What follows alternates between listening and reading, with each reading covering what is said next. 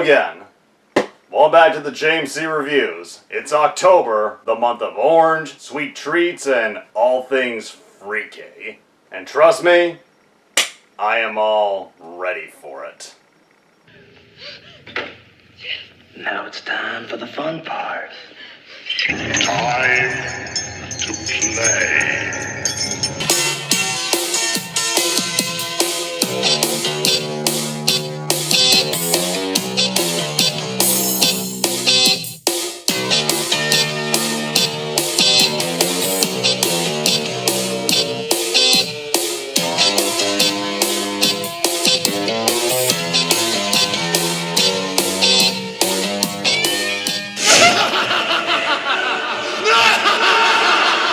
Keeping tradition around here, we're going to start out the month with an old school black and white horror movie. Following what I did last year with Roger Corman's A Bucket of Blood, I'll be covering another cult classic B movie from the 1950s. Although, this one isn't quite of the same quality. But it is from another iconic B filmmaker, a director who, I'm honestly kind of shocked I've never done a full movie review for, the transvestite maestro of schlock cinema, Edward D. Wood Jr.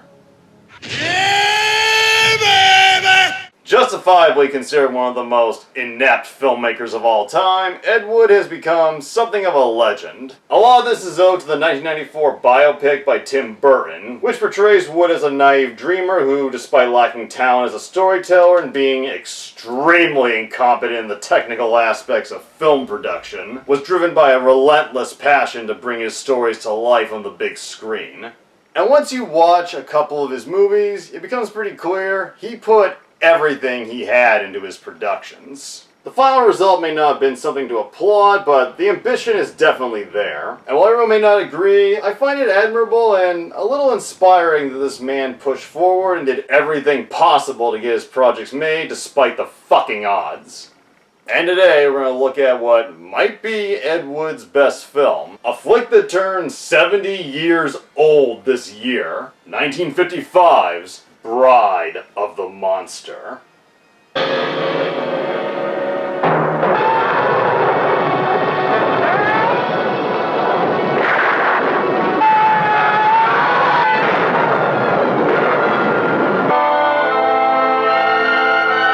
Yes, I know that Plan 9 from Outer Space is Wood's most iconic film, but Bride of the Monster, when you really examine it, is probably the best Ed Wood movie in terms of quality.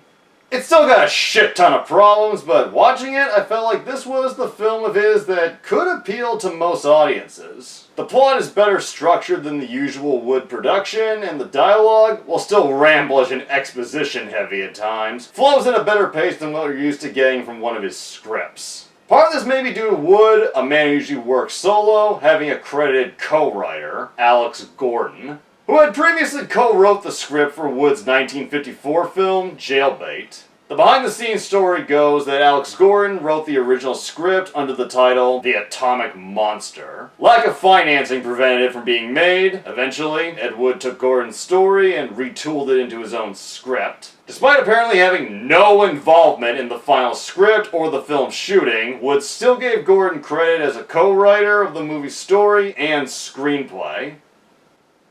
That was nice of him. The movie, while very obviously still working on a small budget, noticeably has a little bigger scale than what Wood was used to working with. It still has the trademark Ed Wood corner cutting, overabundance of stock footage that doesn't match the new footage, cheap sets, so cheap you can actually see the walls shake at one point.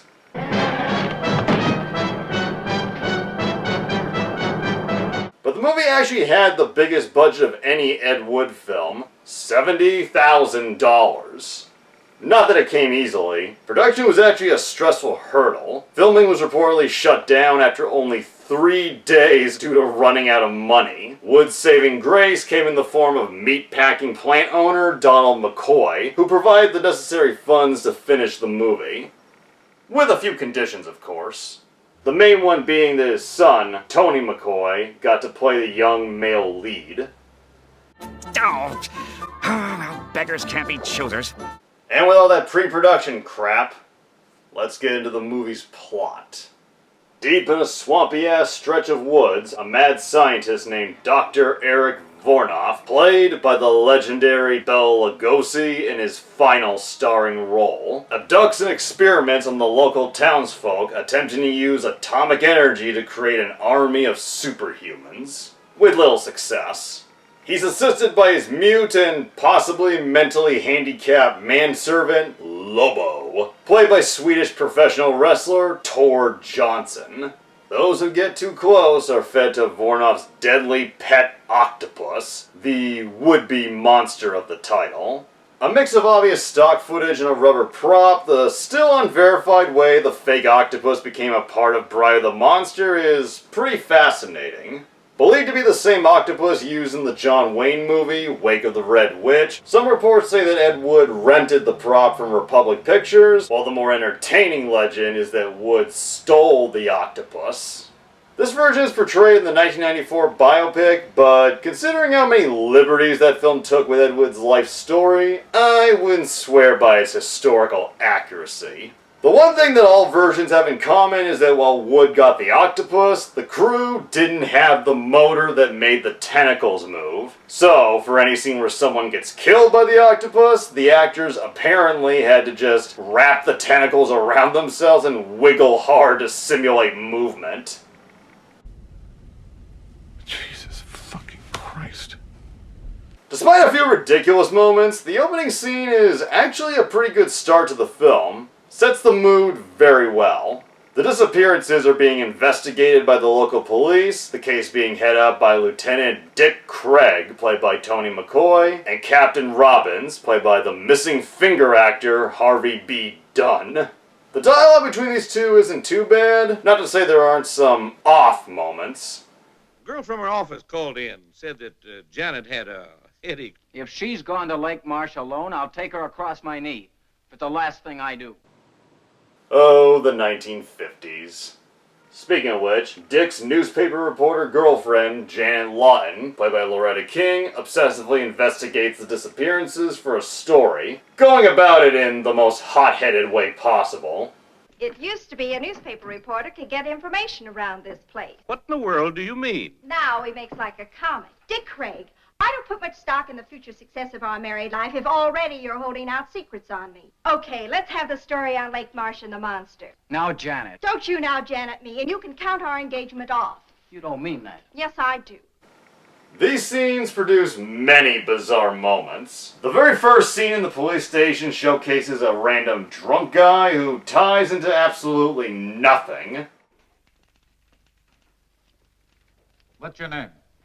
You find out. What were you doing in the swamp? What's it to you? That's enough of that, Buster. I'll be out of this here rat trap in 24 hours. That's what you think. Let go of me, I said. Take your gun out of me. Let go.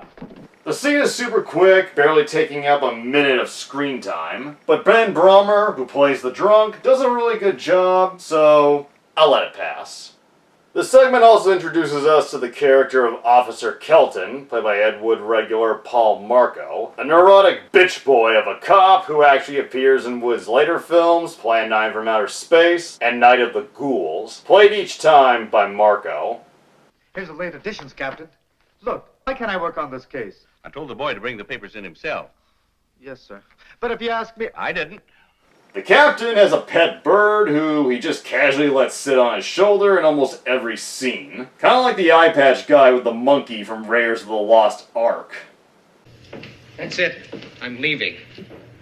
Lieutenant, you run this station like chicken night in Turkey. Jan goes to the records office to get info on the house Vornoff is living in, getting help from a records keeper named Tilly, played by Ann Wilner.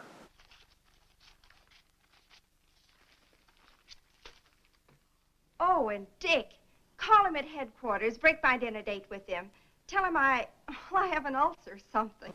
For some odd reason, and maybe it's my OCD, the thing that bothers me the most is Janet not putting the files back in place. And the next day, when the captain stops by, they're still fucking there! Can you say, shot on the same day? She was looking for information. That I'm sure of. Do you happen to know what that information was? Well, sure. Well? Well, what? Must we play games? I didn't know we were. What was Miss Lawton looking for in the files? Oh, well, why did you ask that in the first place instead of all your chit-chat? Fuck, and I thought Loretta King's acting sucked. Janet travels out to the woods in search of Vornoff. An intense storm causes her to crash. She sees stock footage of a snake and passes out. Because of course. Lobo takes her back to Vornoff's laboratory, where both the evil doctor and his feeble-minded wrecking ball seem to grow a lustful attraction to the young reporter. Lobo, after perving on her Angora scarf, Edward channeling his own fetish, and Dr. Vornoff because, guess he knows she has big tits. Get out. I said get out!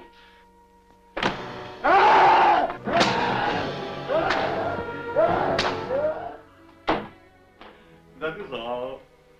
I just love how the two of them just jump into a casual conversation like the abusive whipping didn't just happen.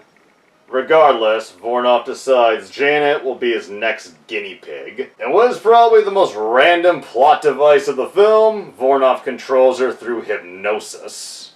Why? I guess Edward Lugosi wanted to channel White Zombie. He has her put in a wedding dress. Sure. Why not? Proclaiming that she will become The bride of the atom. which was actually the original title of the movie. Possibly because they thought it would be more gimmicky, the title was changed just as the film was released. While more catchy, the original title would have been more accurate to the film. At no point does Janet ever become the bride to any monster, octopus or otherwise. At one point, a supposed monster expert named Professor Strelsky, played by George Beckwar, arrives, offering to help the cops get to the bottom of the disappearances. It turns out he's actually a former colleague of Dr. Vornoff, and he's been trying to track him for some time. In what is hands down the best scene in the film, Strelsky tells Vornoff that their country's government, that shunned and drove Vornoff out years ago, now wants him to return and use his theories to turn them into an unstoppable superpower. Still bitter and driven by his own lust for power, Vornoff refuses, giving us the film's most powerful moment. Home. I have no home. The jungle is my home. That I will show the world that I can be its master. I will perfect my own race of people. A race of atomic supermen which will conquer the world. Sure, there's a little unintentional silliness, but god damn did Bela Lugosi elevate the film with this performance. Edward was actually worried that Lugosi would have trouble remembering his lines, so he had cue cards drawn up. Lugosi fiercely insisted he didn't need them. According to Paul Marco, Lugosi delivered his performance perfectly, without having to look at the cards once. When he was done, the crew applauded. That's beautiful, man. After making the offer doesn't work, Strelsky tries to force Vornoff to go at gunpoint. Lobo quickly disarms him, and Vornoff feeds him to the octopus.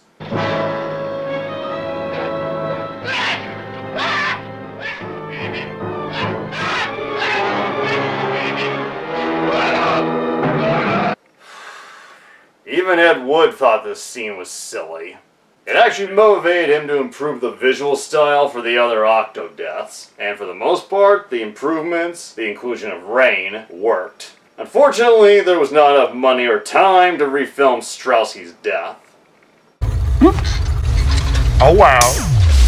Dick heads into the swampy woods to look for Janet, leading to a scene where the young lieutenant falls in quicksand, fires bullets at hungry-ass alligators, and escapes by the hair of his fucking nuts. Despite the once again obvious stock footage, I have to admit, thanks to the editing and music, this is actually a pretty well done, tense scene. Dick busts into the lab just as Vornoff is about to zap Janet. But in what becomes an unintentionally hilarious running gag, Lobo knocks his skinny ass down like a sack of potatoes.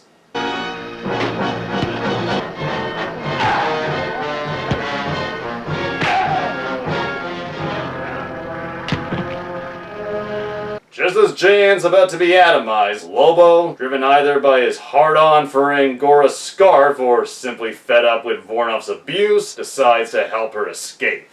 And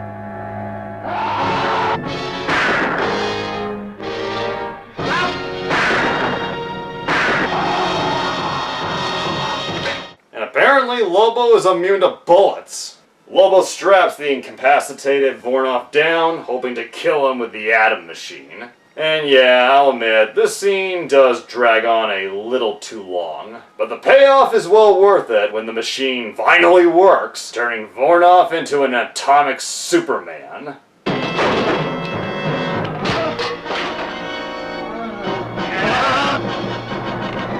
You gotta love how the atomized Vornoff is clearly being played by a body double and not the 73-year-old Bela Lugosi doing everything he can to hide his face. Any shot featuring Lugosi close up is done in front of a non-moving black backdrop. Godfrey Ho must have been taking notes. Lobo is knocked into the burning equipment, not exactly killing him, but not exactly letting him escape either, leaving it open for him to return. Spoiler, he does. Dick gets his shirt ripped off, giving us a not bad display of man flesh. The atom-mutated Vornoff carries Janet off into the night, because it ain't a monster flick unless an unconscious broad is getting hefted around the dark. The police converge on the area, giving us a pretty lively finale. Give it to him!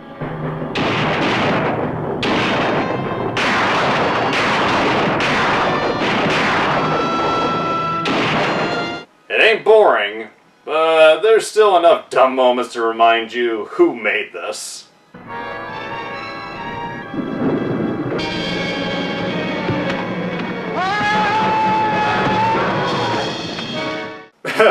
Yeah, I believe this asshole has the strength to tip over a 2,000-pound boulder. Vornoff is knocked into the swamp, getting killed by his own octopus.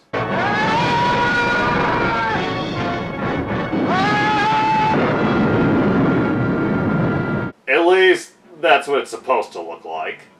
Vornoff's lab appears to go up in flames. Jan and Dick stare as it erupts into a mushroom cloud.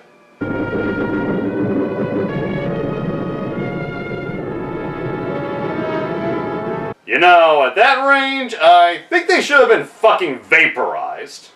The nuclear explosion was actually the second big condition of Donald McCoy. Papa McCoy was strongly against the use of nuclear weapons. He wanted the film to end on an explosion as a message against nukes. Not sure that comes through, feels pretty shoehorned in if it does, and doesn't really match the overall story. Ah, fuck it, dude. Let's go bold. And that's Bride the Monster by Ed Wood. It's pretty clunky, filled with a ton of dumb, nonsensical moments, characters who teeter between 1 and 2 dimensional, and tries to achieve effects that are way beyond its budget. But I still stand by that, of all the Ed Wood films I've seen, this is the one that comes the closest to actually being good. Once again, the story outline is pretty well structured. It's not a random assortment of mini-stories like Glenn or Glenda, and free of endless contradicting plot holes like Plan 9 from Outer Space. With the exception of a few scenes, the pacing and scene transitions flow very well. Shout out to editor Warren Adams. The film does have a good, classic, spooky atmosphere, helped out a lot by the surprisingly effective music score by Frank Worth.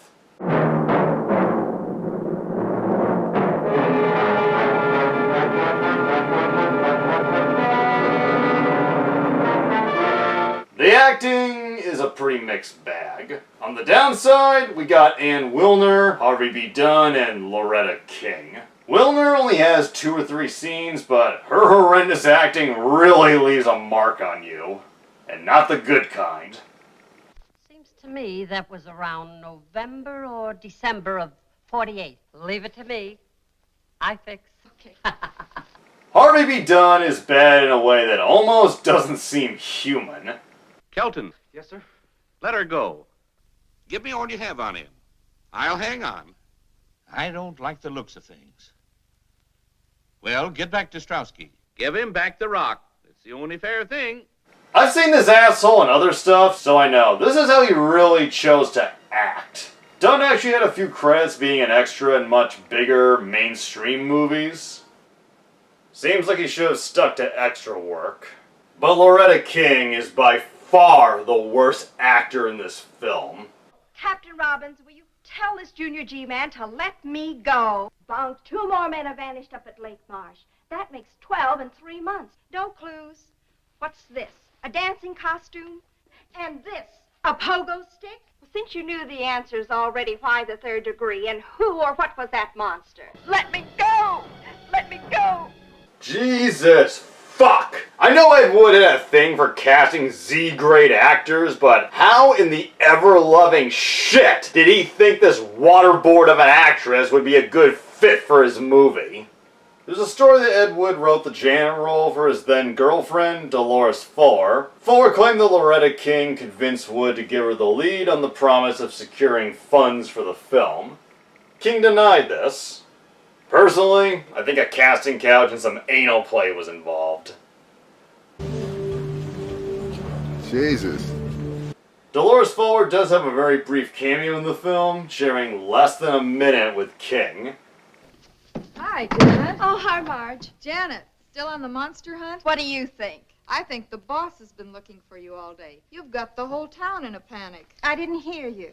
I said I know what you said, but I didn't hear you. I get it. See you later. It's weird, adds nothing, and you really get the sense that these two couldn't wait to get away from each other. But for all the bad acting, there is some good. Tony McCoy, despite getting hired out of nepotism, actually isn't half bad.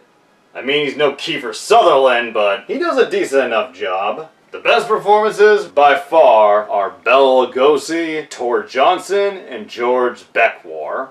Even at this point in his career, as he was approaching the end of his life with failing health, Bela Lugosi still shined. Even in crap, he gave his best, and this film, for all its flaws, did give him the chance to give one more powerhouse performance. Tor Johnson, first things first, huge.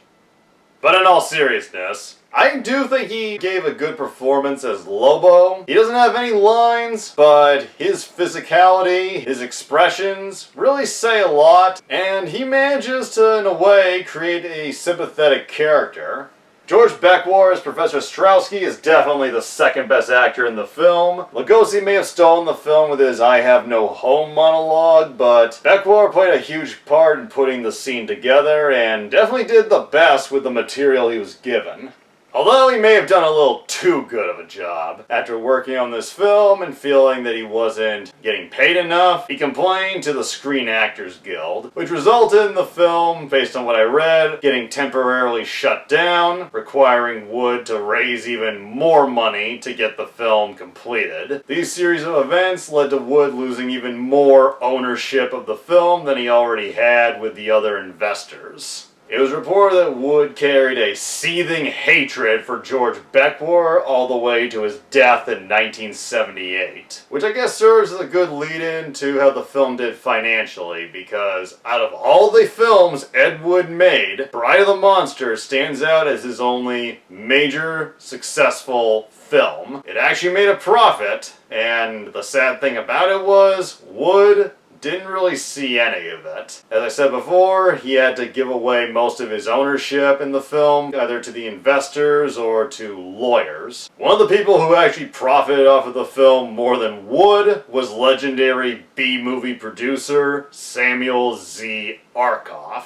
who apparently used his share of the profits to form American International Pictures. So I guess a whole generation of Roger Corman movies are owed to Ed Wood's Bride of the Monster.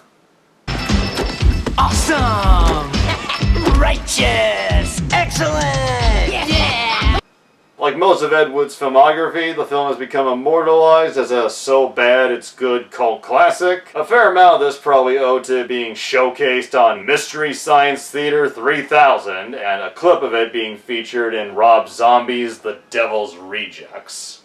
It's a fun, simple, cheap little film, and once again, is probably the Ed Wood film that will appeal to most audiences, and I definitely recommend giving it at least one watch. Hope you're having a good start to October. I will see you again soon, where we will be covering a 1980s film based around food horror. Enough is never enough.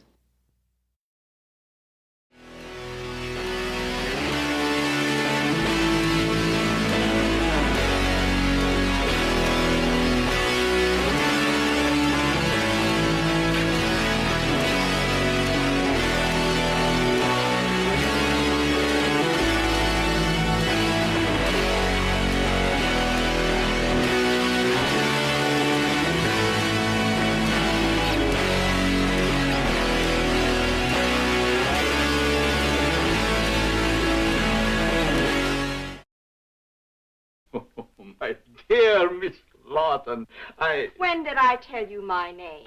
You didn't. But since you were unconscious, I took the liberty looking into your purse.